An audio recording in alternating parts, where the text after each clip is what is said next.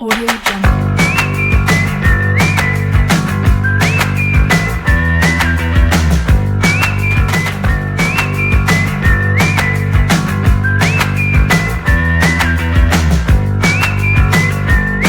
Assalamualaikum, bagaimana kabar Anda hari ini? Semoga kabar Anda baik-baik saja, amin. Di video kali ini, saya akan mempresentasikan PowerPoint atau PPT tentang studi kasus online pertanian di Kecamatan Kalibawang, Kabupaten Kulon Progo. Pertanian penyokong ekonomi desa. Apa sih pertanian?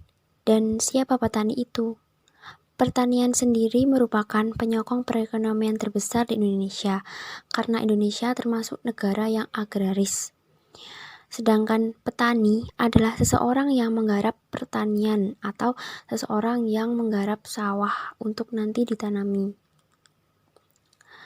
Menurut Badan Pusat Statistik atau BPS Kabupaten Kulon Progo tahun 2016, jumlah petani di Kecamatan Kalibawang sebesar 220 orang. Angka ini terbilang naik daripada tahun 2011 sebesar 158 orang. Menurut pertanyaan yang saya ajukan ke beberapa orang petani, kenaikan ini biasanya disebabkan karena sulitnya mencari pekerjaan dan usia yang sudah tidak produktif. Berdasarkan survei yang saya lihat di lapangan, kebanyakan petani juga didominasi petani berusia tua. Bagaimana sistem produksi pertaniannya? Bapak Kemio menjelaskan beliau memiliki 500 meter tanah. Bibit yang digunakan oleh beliau adalah bibit padi Cihera. Bibit ini dibeli di toko tani terdekat di daerahnya. Selain itu, beliau juga menggunakan pupuk. Di antaranya ada pupuk kandang, pupuk urea, dan pupuk ponska. Untuk pupuk kandang sendiri, beliau mengambil dari kandang ternak milik pribadi. Sedangkan untuk pupuk urea dan pupuk ponska, beliau membelinya di KUD terdekat di daerahnya. Untuk mengatasi hama, beliau juga menggunakan obat pembasmi hama. Di antaranya ada Starban dan Lanet. Kedua obat tersebut bisa dibeli di toko obat terdekat. Selain menggunakan pupuk dan obat pembasmi hama, beliau juga menerapkan sistem legowo dalam menanam padi. Sistem legowo yang digunakan adalah legowo 2:1, legowo 4:1, dan legowo 6:1. Nah, sistem legowo di sini diharapkan mampu menaikkan hasil panen padi yang dipanen. Berapa pendapatan yang didapatkan Bapak Kemio pada setiap masa panen? Masa panen dilakukan setiap 6 bulan sekali atau 1 tahun 2 kali, dihitung dari masa tanam bibit padi. Pendapatan beliau untuk setiap masa panen adalah 4 juta. Beliau menjual hasil panennya kepada penebas atau distributor. Berapa biaya produksi yang harus dikeluarkan Bapak Kemio? Untuk biaya barang produksi, beliau mengeluarkannya untuk seperti membeli bibit padi, pupuk kandang, pupuk urea, pupuk ponska, Starban, dan Lanet. Untuk biayanya, bibit padi 30.000, pupuk kandang 0 rupiah karena mengambil dari kandang ternak milik pribadi. Pupuk urea 22.500, pupuk ponska 45.000, Starban 25.000, dan Lanet 30.000. Jumlah yang dikeluarkan adalah 152.500. Ini biaya produksi dalam 1 kali masa tanam. Dan untuk biaya jasa produksi, beliau membayar untuk tukang traktor, tukang mencangkul, buruh menanam bibit padi, dan buruh maton.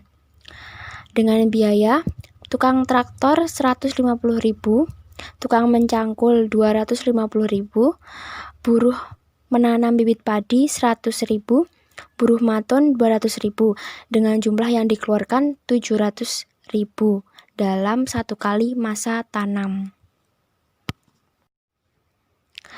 Berapa pengeluaran rumah tangga yang Bapak Kemio keluarkan setiap bulan? Pengeluaran rumah tangga yang Bapak Kemio keluarkan setiap bulannya adalah untuk jenis pengeluaran biaya konsumsi, biaya listrik, biaya SPP kuliah, biaya bensin kendaraan, biaya membeli kuota. Ini adalah biaya yang penting-penting untuk dikeluarkan setiap bulannya. Biaya konsumsi untuk makan per bulannya 100.000. Biaya listrik 0 rupiah karena di masa pandemi seperti sekarang ini, listrik dengan watt tertentu digratiskan oleh pemerintah. Biaya SPP kuliah 555.000 per bulan, biaya bensin kendaraan 20.000 per bulan, biaya membeli kuota 40.000 untuk per bulannya, dan jumlah totalnya adalah 715.000. Apa saja permasalahan yang dihadapi petani? Beberapa permasalahan yang dihadapi petani antara lain kurangnya pemahaman tentang pemasaran hasil panen. Menurut Asisten Gubernur Kepala Departemen Kebijakan Ekonomi dan Moneter BI Dodi Budiwaluyo, permasalahan dalam sektor pertanian antara lain adalah produksi, distribusi, dan keterjangkauan harga. Bapak Kemio juga menjelaskan bahwa permasalahan dalam sektor pertanian terjadi karena perubahan musim, kelangkaan pupuk bersubsidi, dan obat-obat pembasmi hama, dan harga produk pertanian yang tidak stabil. Intinya, permasalahan yang dihadapi petani adalah kurangnya pemahaman dan pengaplikasian teknologi informasi yang berkembang sekarang. Apa sih penyebab permasalahan yang terjadi? Penyebab permasalahan yang terjadi adalah kurangnya pemahaman dan pengaplikasian teknologi informasi di kalangan petani desa karena dominan petaninya berusia tua, sehingga dalam memanfaatkan kecanggihan teknologi seperti sekarang ini sudah tidak maksimal lagi seperti anak-anak muda. Bagaimana solusi permasalahan dan gagasan kreatif atau inovatif yang dapat diterapkan kepada petani desa? Solusi permasalahannya adalah kita mendatangi ketua kelompok tani atau kepala desa dengan tetap mematuhi protokol kesehatan untuk memberikan penjelasan mengenai langkah memanfaatkan kecanggihan teknologi agar diharapkan nantinya dapat disampaikan kepada masyarakat, serta dapat diterapkan agar membantu petani untuk menuju kesejahteraan. Sedangkan gagasan kreatif atau inovatif adalah dengan mendirikan sekolah tani, Pusat Studi Ekonomi Kerakyatan atau PUSTEK Universitas Gadjah Mada bekerja sama dengan Jenderal Sudirman Center menggagas berdirinya sekolah tani. Program ini diharapkan menjadi model alternatif dalam pemberdayaan petani di Indonesia. Materi program yang diberikan pada kader-kader petani dan kelompok tani diarahkan pada aspek tentang politik ekonomi pertanian yang luas.